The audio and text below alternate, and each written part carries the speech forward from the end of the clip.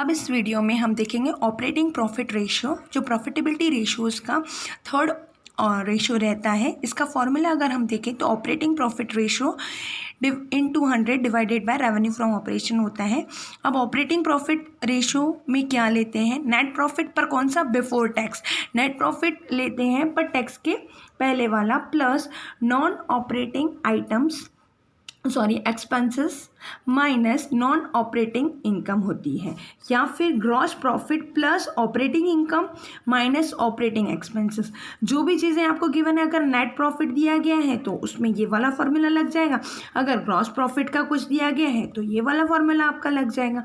और अगर आप देखें तो नॉन ऑपरेटिंग एक्सपेंसेस होते क्या है, नॉन ऑपरेटिंग एक्सपेंसेस वो होते हैं जो interest on long term borrowings हो, या फिर सेल्स किया है फिक्स असेट्स का और लॉस हुआ है, उसको अपन क्या बोलते हैं, नॉन ऑपरेटिंग एक्सपेंसेस कहते हैं। नॉन ऑपरेटिंग इनकम फिर किसको कहते हैं, क्योंकि इस वाले फॉर्मूला में अगर हम देखें तो नॉन ऑपरेटिंग इनकम और नॉन ऑपरेटिंग एक्सपेंसेस दोनों दिए गए हैं दोनों फॉर्मूला में। तो interest received on investments plus profit on sales of fix assets, अगर प्रॉफिट होता है तो इनकम होती है, लॉस होता है तो अपने ये एक्सपेंसेस होता है। अगर हम इस क्वेश्चन में हम ये सॉल्व करते हैं तो ये क्वेश्चन में क्या दिया गया है, रेवेन्यू फ्रॉम ऑपरेशंस जो फॉर्मूला में है हमको चाहिए इसे डिवाइड में ऑलरेडी दिया गया है 9 लाख, ग्रॉस प्रॉफिट दिया गया है। अब ग्रॉस प्रॉफिट दिया गया है तो मतलब कौन सा फॉर्मूला अपने को अप्लाई करना है, प्लस ऑपरेटिंग इनकम और माइनस क्या करना है, ऑपरेटिंग एक्सपेंसेस। अगर नेट प्रॉफिट दिया है तो उस टाइम एक्सपेंसेस प्लस करने हैं और इनकम माइनस करनी है, पर ग्रॉस प्रॉफिट दिया है तो उसमें अपने को प्लस करने हैं इनकम और माइनस करने हैं एक्सपेंसेस।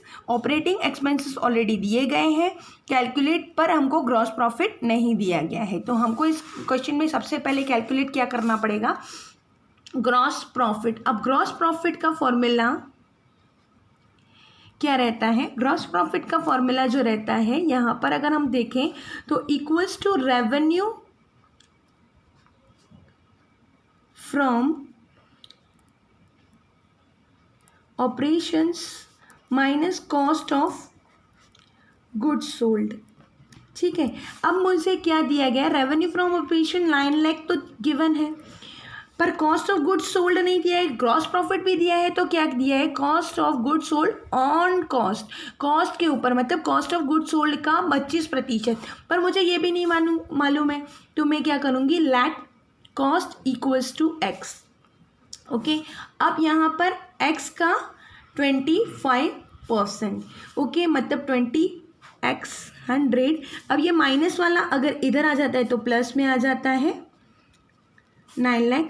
अब इसका एलसीएम अगर हम निकालते हैं, यही सॉल्व करते हैं, तो इसका एलसीएम निकालने पर क्या आता है, 25 100x अपॉन 100, मतलब 125x अपॉन 100, और 9 लाख ऑलरेडी है ही सही हमारे पास। x equal to 9 lakh divided by 125 into 100, तो मेरे पास आंसर क्या आ जाएगा, 7,20,000। 25 का टेबल लगाया, 5 1,80,000, उसको इंटू करा तो 7,20,000।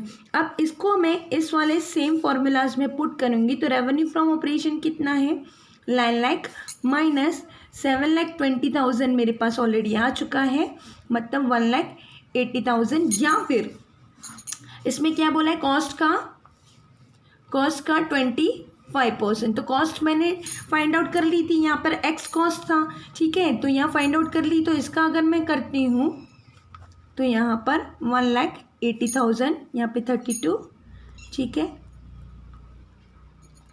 ये आ चुका है, ठीक है, 1,80,000। अब इसमें एक और बार मैं वापस से बोल देती हूँ, ग्रॉस प्रॉफिट कैसे निकालते हैं, revenue from operation minus cost of goods sold. मुझे कॉस्ट मालूम नहीं है तो मैंने लेटेस्ट अज्यूम उसको एक्स करा है, तो कितना आ गया मेरा एक्स, और वो कॉस्ट का 25% है तो वो ले लिया है 9 लाख। अब एक्स माइनस में था, इस तरफ आ गया तो प्लस में, तो 125 एक्स डिवाइडेड बाय 100, उस तरफ x equals to 9 lakh into 100, ये निकला 7,20,000। 7,20,000 का 25% ग्रॉस प्रॉफिट मेरा कितना आ गया है, 180। अब इसको मैं देखूं तो मुझे फॉर्मूला में क्या करना है, ऑपरेटिंग प्रॉफिट लेना है। अब ऑपरेटिंग प्रॉफिट का फॉर्मूला क्या है, ऑपरेटिंग